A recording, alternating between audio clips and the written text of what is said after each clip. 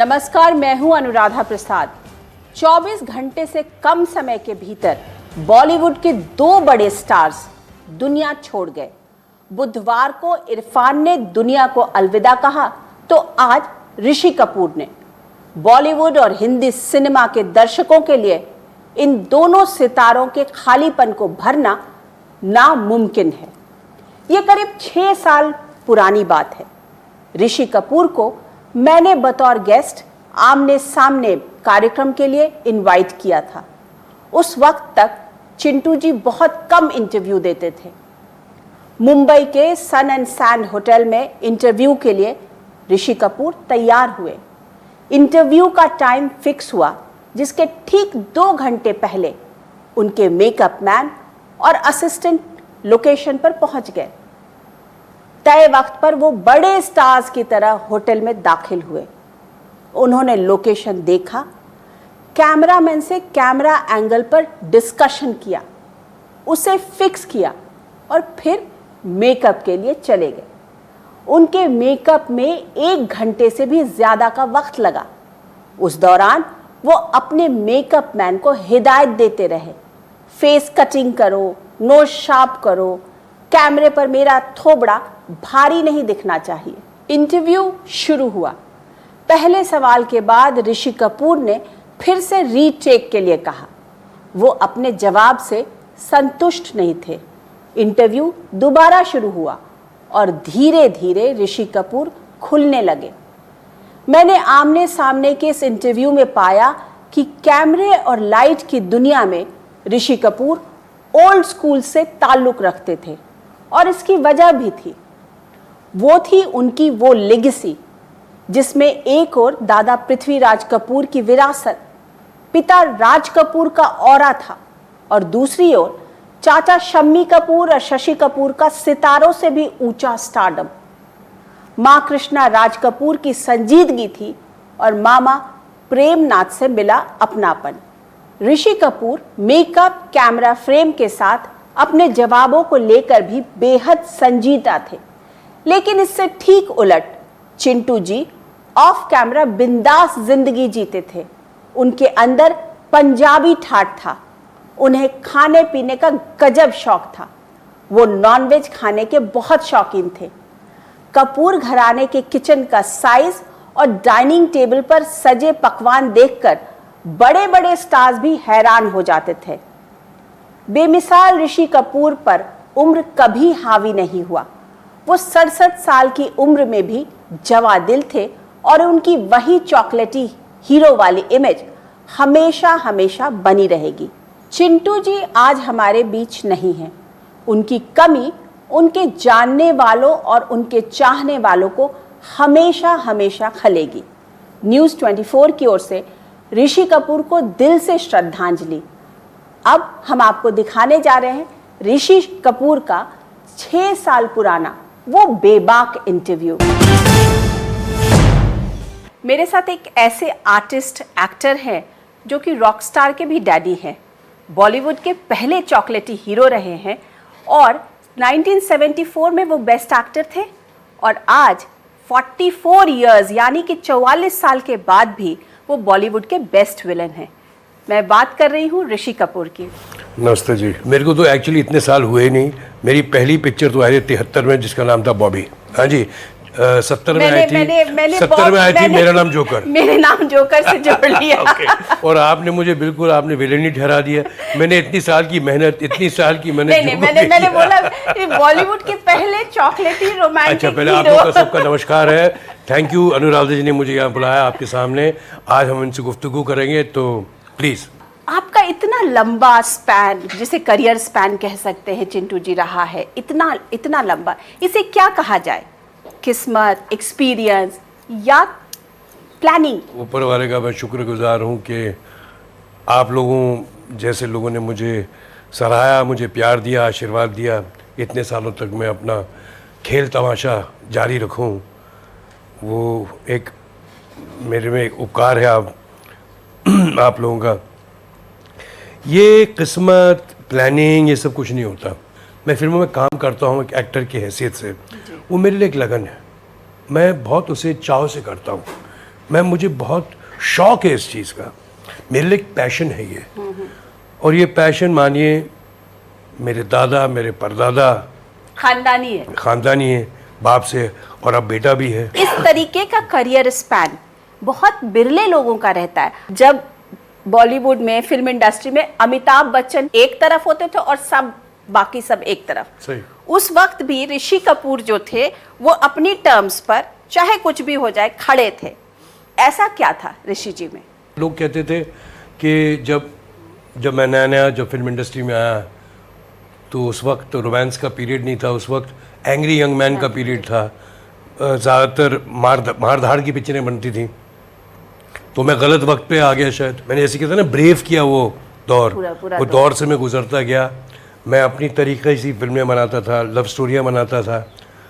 वो एक आध जब पिक्चर आती थी वो पिक्चर शायद चल भी जाती थी, लोगों अच्छी भी लगती थी, लेकिन ज़्यादातर मुझे तो वो जो महारथी जो लोग थे, जो जितने एक्शन वाले थे, सबके सब ने बंदूकें उठाई थी, चाकुए उठाए थे, बाला भर्ची सब उठाए थे। मेरे हाथ में सिर्फ गिटार था उनके हाथ में तो बाला भर्ची थे।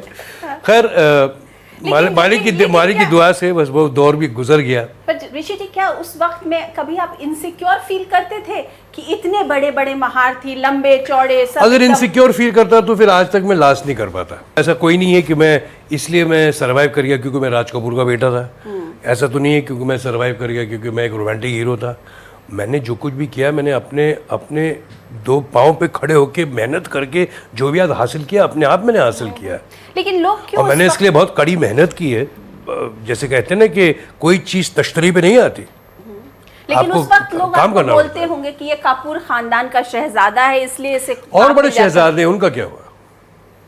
मैं अकेला थोड़ी हूँ कपूर खानदान का। बोलना बड़ा आसान है। इस फिल्म इंडस्ट्री में कोई ऐसी चीज़ नहीं है कि अगर आपके बाप या आपके बेटे अगर फिल्मों हैं तो आपकी भी वो सीट खाली होगी।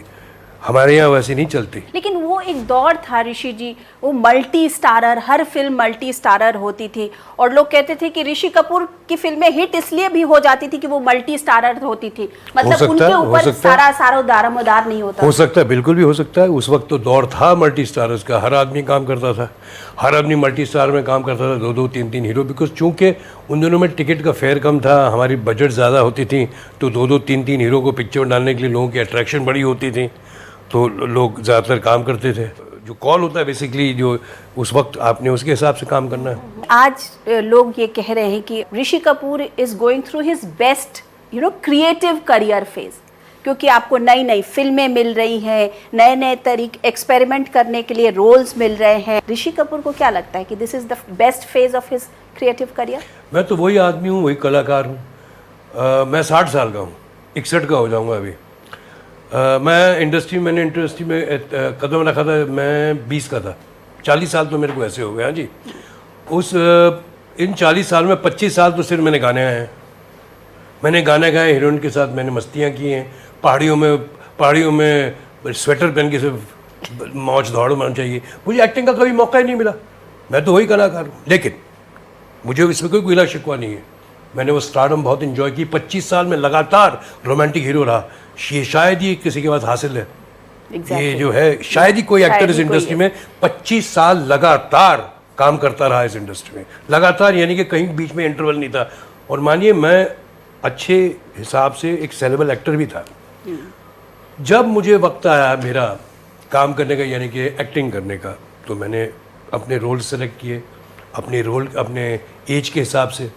और लोगों को सरप्राइज या ताज्जुब इस बात का होता है कि यार ये ऋषि कपूर ये भी कर सकता है, ये भी कर सकता है, ये भी कर सकता है। उन्होंने कभी सोचा नहीं था कि ऋषि कपूर कभी 2 दूनी 4 का एक मिडिल क्लास आदमी बनेगा, क्योंकि वो मेरी छाप, एक मेरी जो आइडेंटिटी, एक मेरी जो इमेज बनी हुई थी, एक जर्सियों पहनने की, रिच, ये वो कभी एक आम आदमी लग ही नहीं सकता। जो मैंने वो मैं कर दिखाया, आया था वो जो पिक्चर जो आई थी कि आप एक स्कूटर पर वो जो मैंने मिडिल क्लास आदमी का मैंने रूप धारण किया। उस बीच में बहुत सी अदर फिल्म्स आई, फिर सडनली मैंने एक विलेन का रूप कर दिया, अग्निपथ का। हाँ, अग्निपथ में रौफ लाला कि आदमी ये भी कर सकता है। तो मेरे लिए एज एन आर्टिस्ट एक अग्नि परीक्षा तो नहीं कह सकता, लेकिन ये तो ज़रूर कह सकता हूँ कि एक परीक्षा है जो मैं बता सकता हूँ कि देखो, जैसे होता है एक रास्ते में जो आम चीज़ें बेचता है, वो चिल्ला चिल्ला के बोलता है सड़कों पे कि आ जाओ देख लो भाई देख लो कि मेरे पास क्या क्या है। तो मेरा भी वही हिसाब है, मेरी भी टोकरी में बहुत सी ऐसी एक्टिंग की ऐसा सामान पड़ा हुआ है, आओ आप देखो कि मैं ये भी कर सकता हूँ, ये भी कर सकता हूँ, ये भी कर सकता हूँ, ये भी कर सकता हूँ। क्योंकि इसकी कभी मैंने पहले असिस्टेंस कभी ली नहीं। पर क्यों नहीं ली? क्या आप उस वक्त बिकॉज डिमांड मुझे रोल नहीं करते मिलते थे। अच्छा। मेरी ज़रूरत तभी पड़ती थी कि सिर्फ गाने गाने के लिए, रोमांस करने के लिए। एक्टर तो मैं वही था। खैर कोई गिला शिकवा नहीं, मैंने आपसे पहले भी कहा मैं उस वक्त भी बड़ा खुश था, इस वक्त भी बड़ा खुश हूँ। लेकिन उस वक्त कभी आपको लगता होगा कि आजीज आते होंगे कि अरे फिर वही करना है? हाँ, इसलिए तो छोड़ दिया। इसलिए तो मैंने इंडस्ट्री छोड़ी। मैं सिर्फ 45 साल का था। मैं उस वक्त क्या हो गया, थोड़ा मोटा होने लगा और नए नए ये खान वान सब आ गए थे नए। तो मैं काम किए जा रहा था, मैं बस पैसे कमा रहा था, कोई मेरे को इंडिविजुअल सेटिस्फेक्शन नहीं मिलती थी। मेरी बीवी नीतू ने मुझसे कहा कि तुम अभी थक रहे हो और मेरे ख्याल में तुम अभी रिटायर हो जाओ, तुमने बहुत काम कर लिया है, इससे पहले कि तुम्हें फिल्म वाले और देखने वाले तुमसे थक जाएं, तुम रिटायर हो जाओ। तो मैंने अचानक एक दिन ऐसा डिसीजन लिया। जितने नए प्रोड्यूसर थे उनको पैसे मैंने वापस कर दिए। वो बड़े नाराज़ थे मुझसे कि मैंने उनसे, ऑब्वियसली उनका प्रोजेक्ट नहीं बनने वाला था। और मैंने रातों रात मैंने डिसाइड किया अब मैं काम नहीं करूँगा एज एन एक्टर। तो ये एक इमीडिएटली डिसीजन लेना पड़ता है और ये कोई कठिन बात नहीं है। मैंने बहुत इंजॉय किया अपने सक्सेस को, अपने प्राइम पीरियड को। और आपको मालूम होना चाहिए कि कब आपको अपनी दुकान बंद कर देनी है। काम करोगे, एक्टर की दुकान तो खुद 24 चलेगी आगे ना आगे, लेकिन अगर आप उनके नर्व्स में चढ़ जाओगे कि आप वही हीरोइन के साथ वही गाने गाओगे, वो आपकी एज भी हो जाती है ना, एक ऑडियंस भी जाती है, आपकी एज हो गई है यार, 25 साल से आपको देख रहे हैं। तो वो एक डिसीजन मैंने बहुत सही लिया अपने आप। मैंने वॉलंटरली रिटायर किया अपने आप को। एग्जैक्टली, बहुत लोग करते नहीं है ये, और कर भी नहीं रहे हैं। एग्जैक्टली करते नहीं है, कर भी नहीं रहेंगे और नहीं भी करेंगे। लेकिन ये हर शख्स को जानना बहुत ज़रूरी होता है कि हमें कितना अपने आप को एक्सपोज करना है, दिखाना है। फिर उसके बाद बहुत ग्रेशियसली आपको एक साइड स्टेप कर देना चाहिए, एक हल्का सा एक वक्फा, एक इंटरवल लेना चाहिए और फिर आप अपने काम कीजिए। कैरेक्टर एक्टर जैसे मैंने किया, जैकी कर रहा है, अमित जी कर रहे हैं, सब लोग कर रहे हैं, क्यों नहीं? तो ये तो बहुत जरूरी है। तो क्या आप कभी ऋषि कपूर को इनसिक्योरिटी लगी कि ऋषि कपूर अब क्या करेगा? अरे जो आदमी के पास इतना कॉन्फिडेंस हो कि मैं अपने आप रिटायर हूँ, उसको तो मालूम है क्या करेगा। मैंने रिटायरमेंट 3 महीने के बाद मैंने पिक्चर डायरेक्ट की, आप लौट चले। उसके बाद पिक्चर जैसे खत्म हुई तो मेरे सब लोग प्रोड्यूसर मेरे पीछे पड़ गए टू प्ले डैडी रोल्स। तो राहुल रवेल साहब आ गए कुछ खट्टी कुछ मीठी के लिए, काजोल का बाप करने के लिए। वहाँ वीरू देवगन साहब आ गए कि राजू चाचा में काम कीजिए। फिर दे धनाधन अपर, तो मैं ना किस को बोलूँ। मैंने कभी ऐसा नहीं सोचा था कि मैं बाप के रोल करूँ। मैं जिन्होंने सोचा ऐसा था कि मैं अच्छे कैरेक्टर रोल करूँ। और मानिए अनुराधा जी, आज की तारीख में भी मैं बाप के रोल नहीं करना चाहता। बाप के रोल में क्या रखा है यार, मैं कैरेक्टर्स करना चाहता हूँ। आप जो भी पिक्चर आप देख रहे हैं, आप मेरे कैरेक्टर्स की बात कर रहे हैं। आप मुझे नहीं कर रहे कि आपने बाप की एक्टिंग बहुत अच्छी की। आपने रौफ लाला की बात की है, आपने आप डुग्गल की बात की है, आप शायद डीसीपी रविकांत की बात करेंगे, आप आगे की मेरी पिक्चर आएंगे उस कैरेक्टर्स की बात करेंगे। लेकिन मैं यहाँ फिल्मों में सिर्फ बाप के रोल करने के लिए नहीं आया हूँ। मेरे बहुत कुछ करने के लिए मेरे पास। Acting is my family tradition and profession and it's a passion with me and the family.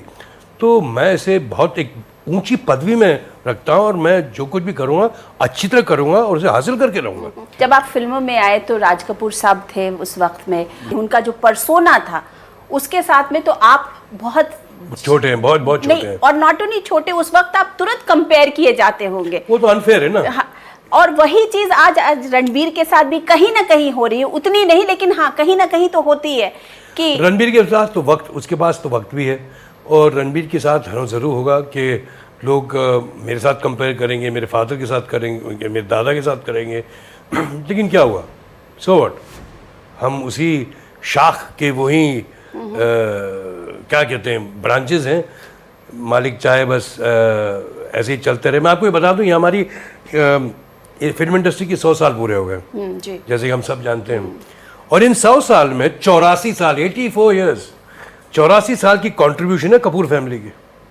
मेरे दादा ने 1929 में कैमरा फेस किया था। मतलब इतनी मालिक की दुआ से, आप लोगों की दुआ से ये लेगेसी कायम है, चली जा रही है। अब आज की तारीख में रणबीर भी थोड़ा से आगे ले जा रहा है। तो आज 84 साल से हम काम कर रहे हैं। ये कहीं दुनिया में किसी प्रोफेशन में, कहीं भी एक्टिंग के प्रोफेशन में तो नहीं है। नए नए आए होंगे जैसे बॉबी के बाद, और जब नई नई पिक्चरें मिलने लगी होंगी तो तमाम उस वक्त अभी मीडिया कहता होगा कि राज कपूर साहब के बेटे आ गए हैं और इसलिए उन्हें काम मिल रहा है। उस वक्त आपको बुरा लगता होगा? ऐसा है कि आप अपने बाप के बेटे हैं सिर्फ एक फिल्म के लिए, वो एक फिल्म के दूसरी फिल्म के बाद आप अपने आप हो, तो आप कितने पानी में हो, कितने नहीं पानी में, वो सब मालूम पड़ता था 2-3 फिल्मों के बाद। आपके पिताश्री शायद आपका हाथ पकड़ के आपकी पहली फिल्म तक आप ले जाएंगे, उसके बाद क्या? उसके बाद तो आप अपने आप को हो। अब आप ये तो नहीं कह सकते कि 44 साल से मैं किसी का हाथ पकड़ के आज तक चल रहा हूँ। कहीं ना कहीं तो मैंने भी अपनी ज़मीन ढूंढी होगी, कहीं तो मैं खड़ा हुआ हूँगा।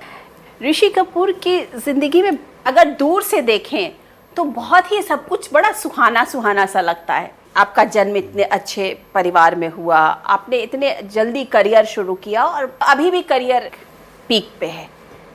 तो ऋषि कपूर को क्या लगता है, किस्मत ने बहुत साथ दिया, तकदीर ने भी साथ दिया है, साथ साथ मैंने भी मेहनत की इसके लिए। कोई तश्तरी पे तो आके ज़िंदगी आती नहीं ऐसे, जद्दोजहद तो लगी रहती है ज़िंदगी में। हमारे भी बुरे वक्त आते हैं, अच्छे वक्त आते हैं, तो ज़िंदगी में आपने गुजारना है। Good times and the bad times are part of life. नहीं, मैं यही पूछना चाहती थी कि बुरा वक्त कौन सा आया ऋषि कपूर के लिए?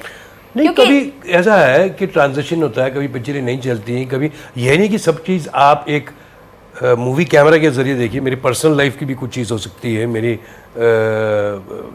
Medically I can be unsound also, there can be very many things ना इन लाइफ।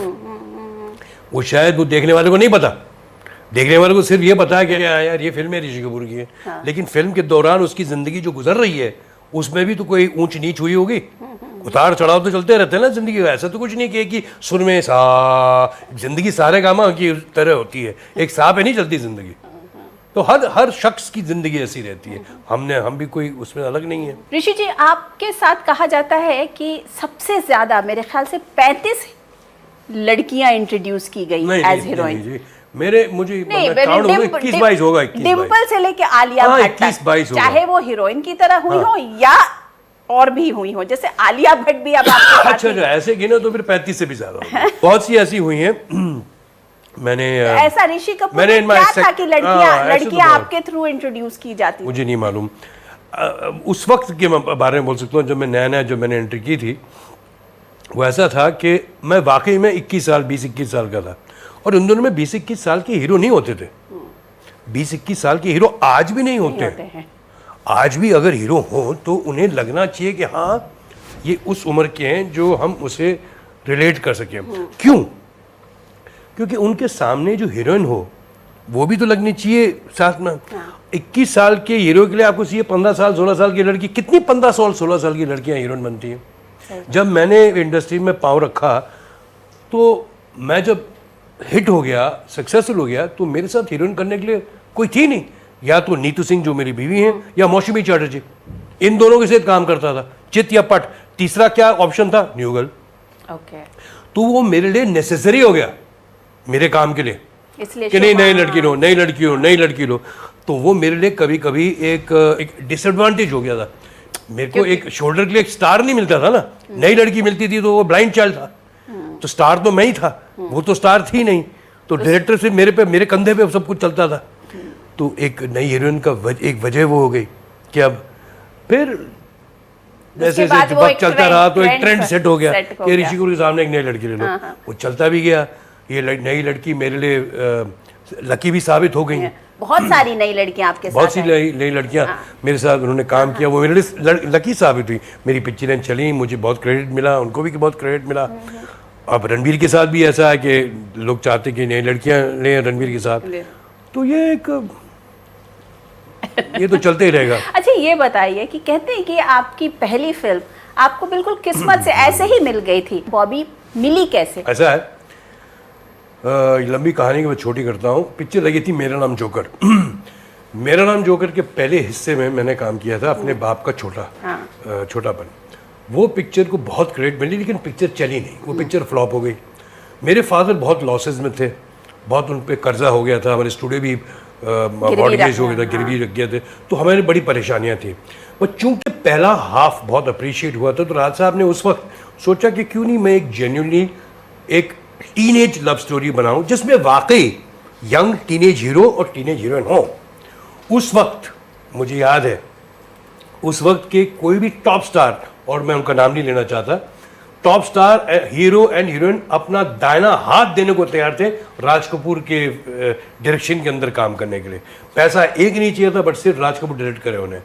लेकिन राज कपूर फिल्म मेकर, जो फिल्म मेकर आदमी है, उन्होंने सोच ली, ठान ली कि मैंने बनानी है एक टीनेज लव स्टोरी, तो मैंने बनानी एक पिक्चर। वो ख्वाजा अहमद साहब ने कहानी लिखी, फिल्म का नाम था बॉबी। जब बॉबी का स्क्रिप्ट राज कपूर साहब के पास आया तो उन्होंने सोचा कि मैं इस फिल्म में एक नई लड़की को इंट्रोड्यूस करूं, बिकॉज बॉबी सुनाई तो देता है लड़के का नाम, बता है लड़की का नाम। तो उन्होंने सोचना, हंट करना शुरू किया। फिर जब बॉबी की खोज ख़त्म हुई और हमने डिम्पल को चुना, तो उन्होंने सोचा कि अब हीरो को किसी लिया जाए। अब चूंकि मुझे बहुत पसंद किया गया था मेरा नाम जोकर में, लेकिन उस वक्त मैं थोड़ा गप्पू था, तो मुझसे कहा गया, और डिम्पल भी उस वक्त जब चुनी गई तो बहुत मोटी थी, तो हम दोनों से कहा गया कि तुम लोगों ने दोनों को रिड्यूस करना है, क्योंकि you want to star in Bobby.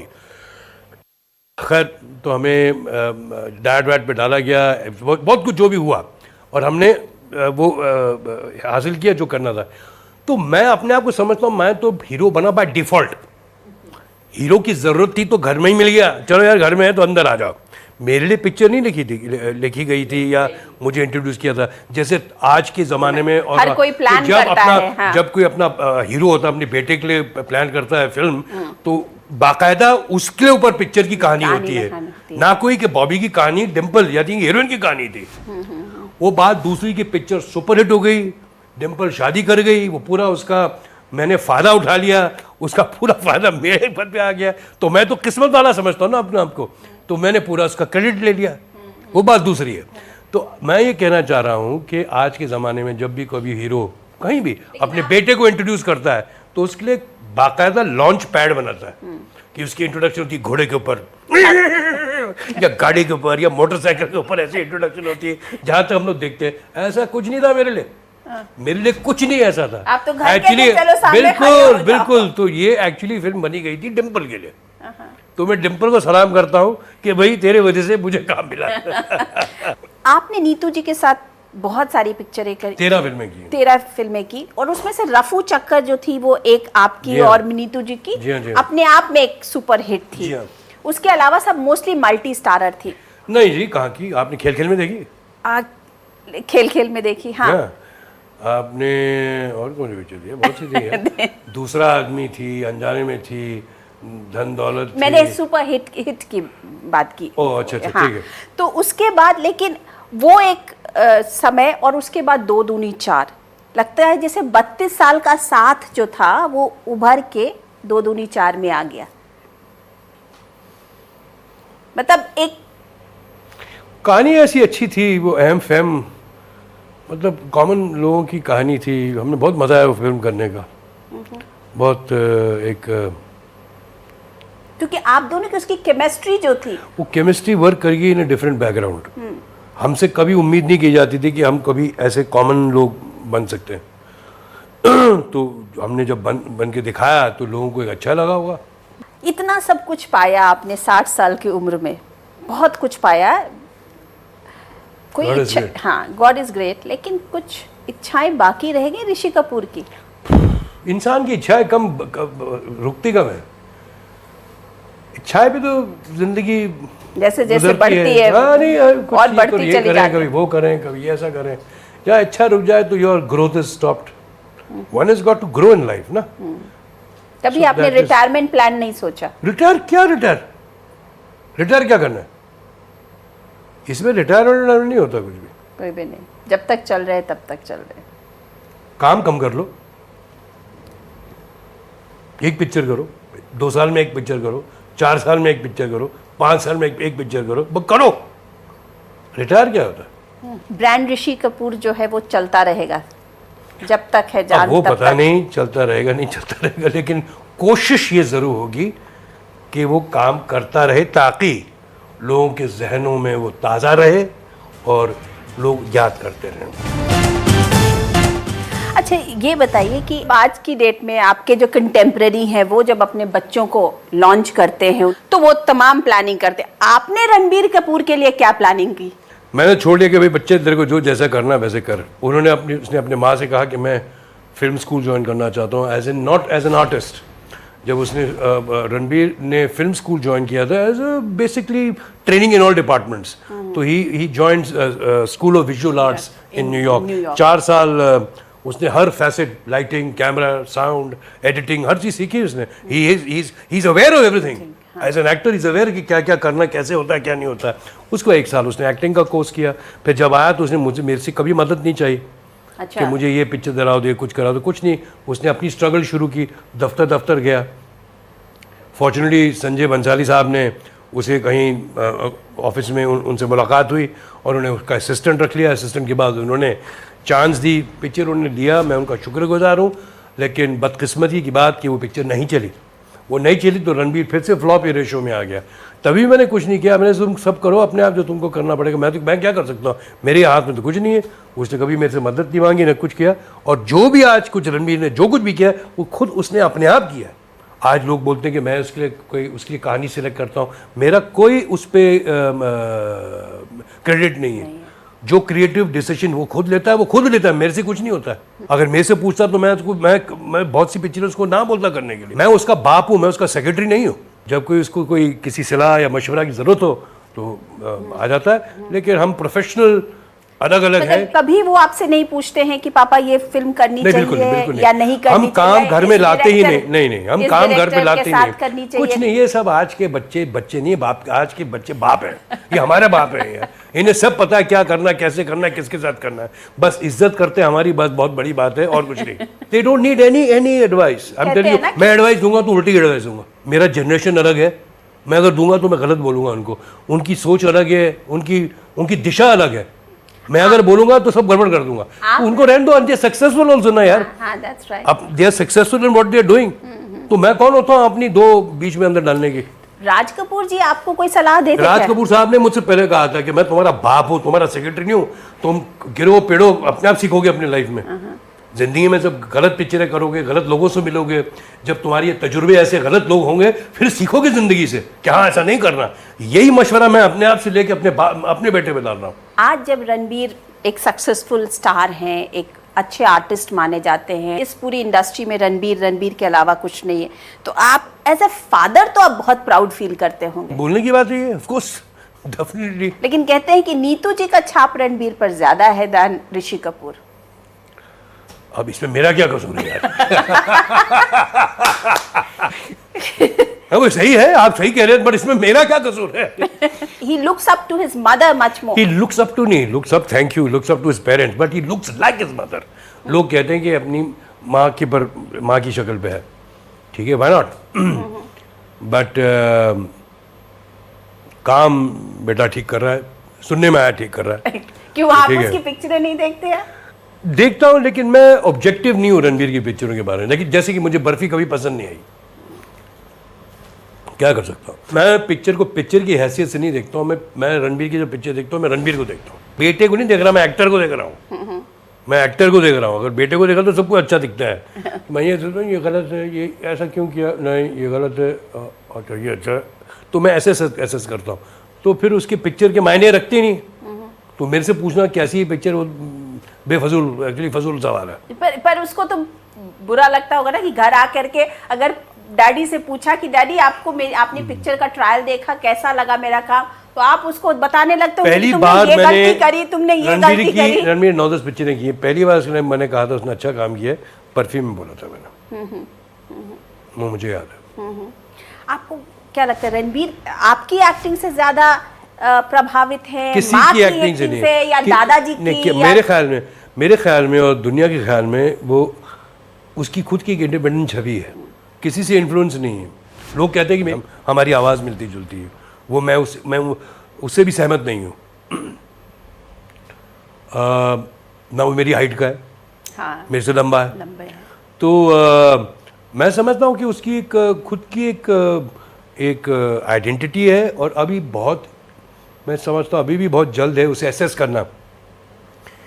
जवानी दीवानी उसकी 10वीं पिक्चर है, एंड 5 साल तो हो गए उसे इंडस्ट्री में, तो उसे कुछ वक्त और चाहिए होगा जब तक वो एक एब्सोल्युटली सही तरीके से अपनी कोई पोजीशन बना ले, अपनी एक आइडेंटिटी बना ले, तब जाके हमें मालूम पड़ेगा किस दिशा पे वो जा रहा है। रणबीर आपके लिए आज दोस्त हैं या बेटे? बेटे। दोस्ती वाला चक्कर मैं उस नहीं? किस्म का बाप ही नहीं हूँ, मैं दोस्त नहीं बनाता बेटे को। बेटा बेटा होता है, बेटे को कैसे दोस्त बना लो?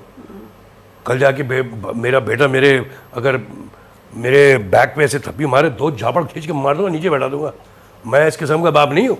मुझे एक किस्म के हमारे सामने एक दीवार है, हम देख सकते हैं, लेकिन वो एक पर्दा होना चाहिए, इज्जत का एक पर्दा होना चाहिए। जो मैं अपने बाप के साथ करता था, मेरा बाप मेरे दादा कैसे करता था, मैं चाहता हूँ कि मैं अपने बेटे के साथ भी ऐसे रखूँ। कल मेरा बेटा उसके बेटे के साथ करना चाहे कुछ भी, वो उसकी ज़िंदगी है, लेकिन जब तक मैं जिंदा हूँ, असूलन एक इज्जत, एक परंपरा, एक ट्रेडिशन, एक कल्चर वाली बात ज़रूर होनी चाहिए। रणबीर डरते हैं आपसे? वो तो उससे ही पूछना पड़ेगा, मैं उनसे क्या पूछूं? अच्छा ये बताइए, आप बड़े ट्रेडिशनलिस्ट हैं इस फिल्म इंडस्ट्री में। हम सब ऐसे हैं और होना भी चाहिए, और मैं इन चीज़ों को मानता हूँ, मैं मानने वाला हूँ, थोड़ा ऑर्थोडॉक्स इन चीज़ों में। आपने कहा कि आप घर में फिल्मों को नहीं लेके आते हैं, फिल्म बाहर छोड़ा और वापस घर में आए, लेकिन आपकी फैमिली तो पूरी फिल्मी है, लेगेसी, फैमिली, वाइफ, बच्चे सब फिल्मी, तो आप बात क्या करते होंगे घर में? हम फिल्मी हैं इसका मतलब थोड़ी कि फिल्मों की बातें करते हैं। हमारे भी रिलेशनशिप्स हैं, हमारी भी प्रॉब्लम्स हैं, हमारी भी झगड़े हैं, फसाद हैं, हमारी भी 100 प्रॉब्लम्स होती हैं। तो हाँ, बात कर ली, इधर की उधर बात कर ली कि इधर इसका गॉसिप हो गया, कभी इधर ये हो गया। और ये ज़रूरी नहीं कि मैंने ऐसा शॉट दिया, मैंने ऐसा डायलॉग बोला, मेरे को ऐसा, आप क्या समझते हैं ऐसे बोलना चाहिए, आप क्या समझते हैं ऐसा बोलना चाहिए, तुम क्या समझते हो, क्या तो नौकर से बोला अरे तू रोटी छोड़ यार, तू बोल कि मैंने ऐसी एक्टिंग की, तेरे को कैसा लगा? वो तो पागल हो जाएंगे घर में सब यार, कि सब तो फिल्मों की बातें हो रही है। ऐसा नहीं होता। We are a family, we like any other family, any other working family. ये ज़रूरी नहीं है कि हम अपना काम घर पे ले आए। हाँ, कभी एक बार इधर उधर में पूछ लिया किसी को, यार कि ऐसा सिचुएशन हो गया था, क्या समझते हो क्या होना चाहिए था, बात कर ली। बट बाय एंड लार्ज भी हमारे घर में नॉर्मल सी छाई होती है। कहते हैं कि नीतू जी का इतना सपोर्ट है कि आप एक कदम भी नीतू जी के सपोर्ट के बिना नहीं चल सकते। ऐसी इमेज रहनी चाहिए। ये सही कह रही है, बिल्कुल ऐसे ही। बिल्कुल ऐसे ही जो कह रही है, सही, बिल्कुल सही। नहीं, आप बहुत डिपेंडेंट है नीतू जी पे। As any husband would be, anybody would be, as a friend. क्या नीतू का सिर्फ मेरा रिश्ता सिर्फ हस्बैंड वाइफ का नहीं है, उससे 7-8 साल पहले तो हमने काम भी बहुत किया साथ में, before we got married. We been married now what 33 years, तो मैं जानता हूँ 40 साल से। ये थोड़ी कि सिर्फ मेरा रिश्ता सिर्फ शादी से ही है। तो हो जाता है कि और क्या, चूँकि वो खुद जानती हैं फिल्मों का बिजनेस किस किस्म का है, तो कभी कोई फैमिलीज़ में, नई फैमिलीज़ में कभी कोई मिसअंडरस्टैंडिंग हो जाती है। हमारा जो बिज़नेस है has is lot to be depend on trust. तो हम काम करते हैं, घर में बीवी बच्चों को संभालती है, तो एक एतबार पे भी ज़िंदगी चलती है, तो that is also very important. तो perhaps I'm lucky to have a wife like Neetu who has supported me in all times, good times, bad times, with everybody। वो तो सब पे गुजरता है। तो हमने, लोग कहते हैं कि आपने नीतू से मना कर दिया था काम करने से। मैंने कहा हमने जब तय किया था शादी से पहले कि हम करेंगे, हमने पहले ही तय कर लिया था कि कौन who will be the breadwinner and who will be the homemaker। तो उन्होंने, she was going to be the homemaker, I was going to be the breadwinner। Thankfully that God was kind that it happened that way। RK. Banner को कहा गया है कि आप revive करने की सोच रहे हैं, मतलब उसको एक फिर से उसकी पोजीशनिंग करने की सोच रहे हैं, क्या क्या प्लान्स? मैं कुछ नहीं कर रहा हूँ, ये सब गलत बात है। आज मैं आपके सबके सामने बहुत बोल रहा हूँ, मैं अपनी तरफ से कुछ नहीं कर रहा हूँ। जो करेंगे वो मेरे भाई करेंगे, या अगर मेरा बेटा है वो आगामी में करे। मैं कुछ नहीं कर रहा हूँ, मैं सिर्फ एक्टिंग कर रहा हूँ। मेरे पास फुर्सत नहीं है, मैं एक्टर हूँ, मैं फिल्म नहीं बना सकता, मेरी फितरत में शायद अभी नहीं है। मैं उसे बहुत एक रिस्पॉन्सिबिलिटी समझता हूँ, और मेरे पास वक्त नहीं है अभी। मेरा सबसे बड़ा पैशन लाइफ में रहा है एक्टिंग, और मैं एक्टिंग में महफूज हूँ right now, so I can not think of any other place. So मैं तो कुछ नहीं कर रहा हूँ, आगे हो जाए। Thank you. आपकी फैमिली के 4 बच्चों में से 3 तो फिल्मों में आ गए। 4 कौन? मतलब इन द सेंस कि डब्बू जी की दोनों लड़कियां, करिश्मा एंड करीना। रिद्धिमा का कभी मन नहीं था आने का? शी गॉट, जब वो पढ़ाई करी थी लंदन में, तो she met her to be a husband and she fell in love and then she wanted to marry and we said nothing doing, why not? हम लोग, मैं और Neetu also, we also did that, we got them married off। And मेरी पोती भी है, grand daughter. आप कहते हैं आपकी जो ग्रैंड डॉटर है उससे बहुत आप स्काइप पर बात करते रहते हैं और बहुत सब खबर है आपको। हाँ जी, स्काइप पे तो नहीं, फेस टाइम करते हैं। और वो बहुत रणबीर से भी क्लोज है, so you know we it's a very close knit Yes, it is, family. it is. आज की डेट में बॉलीवुड में मार्केटिंग या ब्रांडिंग बहुत इंपॉर्टेंट एस्पेक्ट हो गया है। कोई भी फिल्म अब बनती है तो उसकी मार्केटिंग बहुत इंपॉर्टेंट हो गई है, जितनी फिल्म नहीं उससे ज़्यादा उसकी मार्केटिंग। ये सब दौर देख करके आप उसमें अपने आप को फिट टोटली पाते हैं? नहीं, मुझे समझ में नहीं आता है क्या है। हमारे ज़माने में तो कभी ऐसा था नहीं, लेकिन हम भी एक्टर थे, हम भी सक्सेसफुल एक्टर थे अपने ज़माने में। लेकिन आजकल ये ब्रांडिंग तो अलग चीज़ होती है। मैं मार्केटिंग की बात कर रहा हूँ कि आप अपने प्रोडक्ट को, जैसे मैंने आपसे कहा था कि जो बेचने वाला आता है गली गली चिल्लाता है और देख लो भाई, ले लो ले लो ले लो, ये वाली बात हो गई। ये अभी गली में नहीं जा रही, पूरा मोहल्ला, पूरा शहर, पूरा देश वो अपनी टोकरी लेके घूम रहे हैं, हेलो देख लो ले लो भाई ले लो। हमने तो गलियों में किया, ये तो पूरे शहर में जा रहे हैं करने के लिए। आपके ऊपर भी इस चीज का प्रेशर होता है जब आपकी कोई मेरे पे क्यों होगा यार? मेरे पे बोला था, दो एक प्रोड्यूसर ने कहा था ऐसे, छोड़ो यार मुझे कहा तुम ले जाओगे। हमने बड़े दौर देखे ऐसे, हमसे नहीं होता ये सब। फिल्म का धंधा जो है ना वो वीकेंड का ही हो गया, एक हफ्ते का ही हो गया। जो हमारे घर में जो 25-50 हफ्ते के उस एक साल की जो ट्रॉफियां थी, वो तो कभी भी बच्चों को नहीं हासिल होने वाली है, रणबीर को कभी नहीं होने वाली है। आज का बिजनेस, बड़े से बड़े फिल्मों का बिजनेस एक हफ्ता या 2 हफ्ते का हो गया। कारण इसका क्या है कि इनफ्लो पिक्चरों का इतना है कि आपकी पिक्चर एक हफ्ते जब चल जाती है तो दूसरी फिल्म के लिए वही शो टाइमिंग्स, वही थिएटर अवेलेबल होने चाहिए होती है ना, तो उसको हटा के दूसरे पे लाना पड़ता है। आपकी पिक्चर शायद 6 हफ्ते और चले, 10 हफ्ते चले, उनमें उतना ताकत है लेकिन उनमें चलने नहीं देते कि 2 हफ्ते के बाद बाहर ना हो, नहीं आ गई। वो भले नई में कोई ताकत नहीं है, लेकिन नए का इनिशियल होगा, नहीं होगा तो वो चौथे दिन निकल सकती है, 5वें दिन निकल सकती है, चाहे दूसरे दिन निकल जाए, हफ्ता भर लास्ट है फिर नई पिक्चर आ गई। तो बिजनेस सिर्फ आपके एक हफ्ते का है या फर्स्ट वीकेंड का, दैट्स इट। तो इसलिए branding is solid, you have to hit the market. कि आपको मालूम है कि जो करना आपने हासिल करना है वही 3 दिन में, कि अच्छी हो बुरी हो, आपको जो टारगेट्स हैं आपके, जो आपका बिजनेस है, वो सिर्फ आपको करना है एक हफ्ते में। हमारे टाइम पे पिक्चरें लगती थी 100-150 प्रिंट हो गया तो बहुत बड़ी बात भाई, ऑल इंडिया 100-150 प्रिंट, लोग बोलते थे यार जिसकी पिक्चर के 150 प्रिंट लग रहे हैं।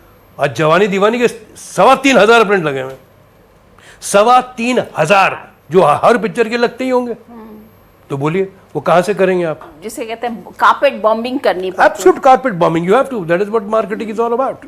आपका इतना लंबा सफर खुद का है, आज की फिल्म इंडस्ट्री को आप रिलेटेबल फिल्म इंडस्ट्री क्यों बोलते हैं और अपने टाइम को एस्केपिस्ट बोलते हैं आप, क्यों? अच्छा सवाल है। देखिए, एक तो मैं हीरो बना था 2.5 रुपये में, बॉबी जब लगी थी 2.5 रुपये का टिकट होता था। रणबीर बना हीरो 200 रुपये में। अब थिएटर मल्टीप्लेक्सेस पे मल्टीप्लेक्स बने जा रहे हैं, महंगे हो गए टिकट। जो 2.5 रुपये वाला देखने वाला था, वो ऑटो रिक्शा वाला, डेली रोजी रोटी कमाने वाला, वो भी देखता था। आज 200 रुपये वाला की जो देखता खरीदता टिकट, उसकी वो जो थिंकिंग है वो उसकी ऑटो वाले की नहीं है।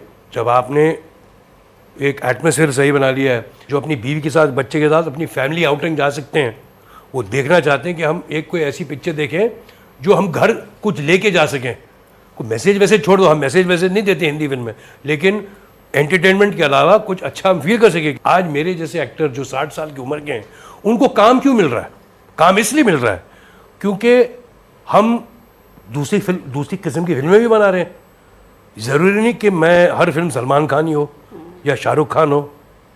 फिल्म अगर वो नहीं करते तो उनके अलावा भी तो फिल्में बनती है ना, तो किसी कोई और पिक्चर की कहानियां हो, वो कहानियां आज बनने लगी हैं। क्यों?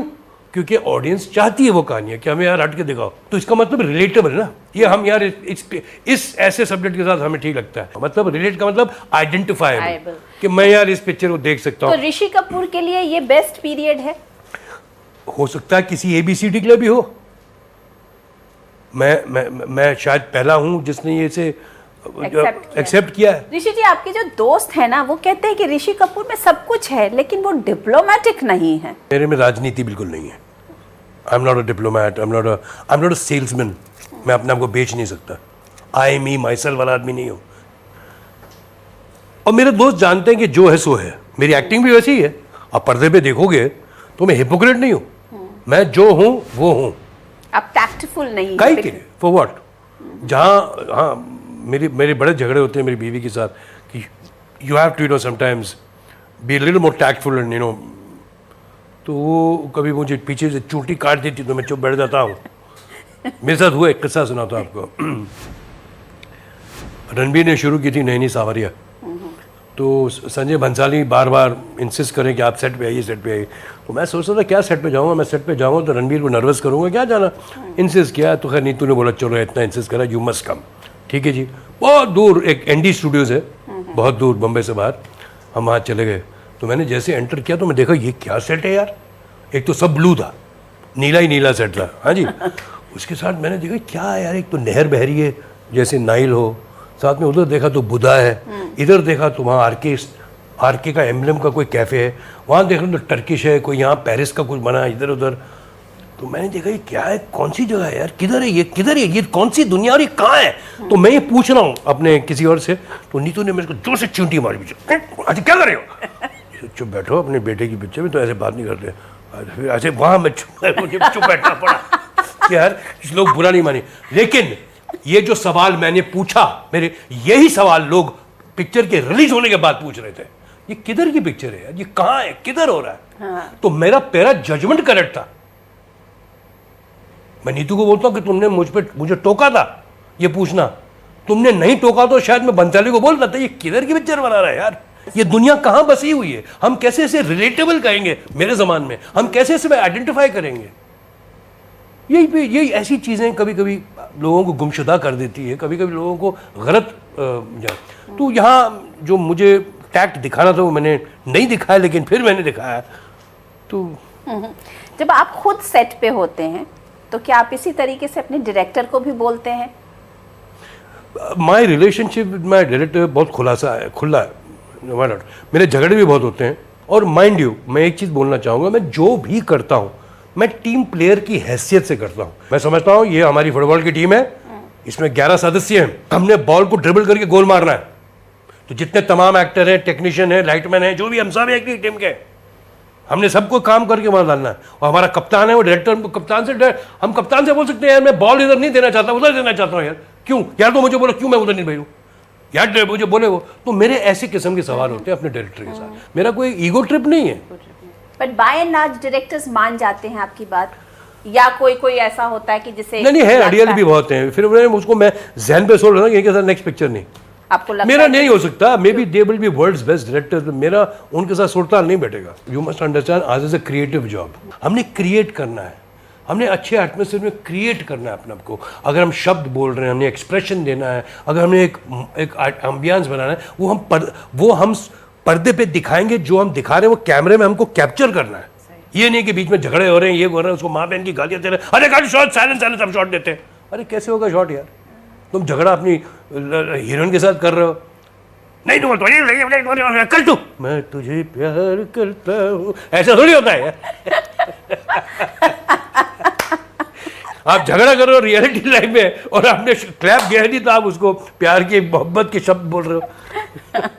ऐसा है, हमारी हिपोक्रेसी यही है, बेचते हम यही हिपोक्रेसी बेचते हैं। ऋषि कपूर का एक एस्पेक्ट बहुत कम लोगों को पता है कि आप बहुत बड़े म्यूजिक बफ हैं। आर.डी. बर्मन साहब आपके बहुत दोस्त हुआ करते थे और आपने उनके साथ बैठ के बहुत सारे कॉम्पोजिशंस में कुछ न कुछ सलाहें दी है। ये एस्पेक्ट क्यों नहीं बाहर आया ऋषि कपूर जी का? हाँ, पंचम दोस्त थे, मुझे चाहते थे वो। हमने 16 या 17 फिल्में की हैं साथ में और ज़्यादातर फिल्में हिट म्यूजिक है। और चूंकि मैं उस वक्त सबसे छोटा यंगेस्ट एक्टर था उम्र में, तो पंचम का जितना जवान म्यूजिक जिसे कहते हैं ना, यूथ म्यूजिक, वो सब मेरे साथ था। और इस वजह से मैंने कुछ ज़्यादा पिक्चर भी उनके साथ की। लास्ट सवाल ऋषि जी, आप कभी गाना वाना नहीं गाते, गुनगुनाते वगैरह नहीं है? अच्छा, लास्ट सवाल अच्छा पूछा उन्होंने कि अगर गा भी लेता तो इसके बाद तो बंद कर देना। नहीं, मुझ में कोई ऐसी कोई काबिलियत नहीं है, कुछ नहीं। बहुत बेसुरा गाता हूँ, बहुत इतना बेसुरा गाता हूँ कि मुझे याद है, मुझे किसने कहा था पहले, मैंने रणवीर को भी ये टिप दी थी। मुझसे किसी मास्टर ने कहा था कि ज़रा खुल के गाया करो।